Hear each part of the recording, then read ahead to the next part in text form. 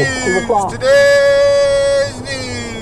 CBS News on the Hour, sponsored by Progressive Insurance. I'm Tammy McCormick. President Trump is marking 100 days of his second administration by focusing on the economy, traveling to Michigan, and softening some tariffs on U.S. automakers. We just wanted to help them during this little transition, short term. Treasury Secretary Scott Bessent said today tariff talks are still underway with some countries. Well, we're not going to talk about who's talking to whom, but I think that over time we will see that the Chinese tariffs are unsustainable for China. I've seen some very large numbers over the past few days that show if these numbers stay on, Chinese could lose 10 million jobs very quickly. Americans are worried about jobs as well. Among other things, Jason Brooks has the latest on consumer sentiment. The conference board says its confidence index declined for the fifth consecutive month in April, dropping nearly 8 points from the previous month to a reading of 86, the weakest reading since the COVID outbreak in 2020,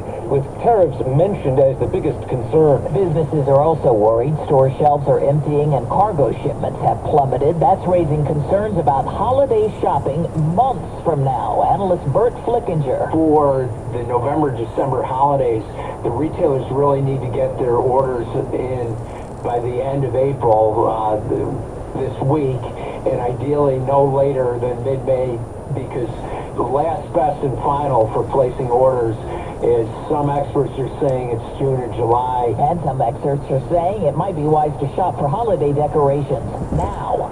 The Trump administration's warning again it could bow out of the diplomacy to end the war in Ukraine. At the State Department, spokeswoman Tammy Bruce. We are now at a time where concrete proposals need to be delivered by the two parties on how to end this conflict. How we proceed from here is a decision that belongs now to the president.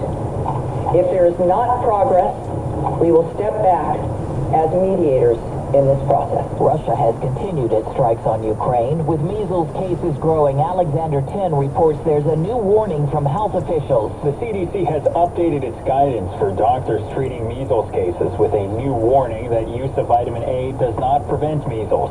It is also stepping up its caution against overuse of vitamin A. While the vitamin can support the recovery of children infected by the highly contagious virus, the agency also warns it can lead to toxicity when administered in high amounts. On Wall Street, the Dow Jones Industrials finished the day up 300 points. This is CBS News. Well, that's today's news. Today's news. I didn't hear any good news, did you? I didn't think so. I guess it's all about perspective. The glass is half full. Well, as always, I'd like to thank you again for coming along with me on these Dash Cam News adventures. You know the drill.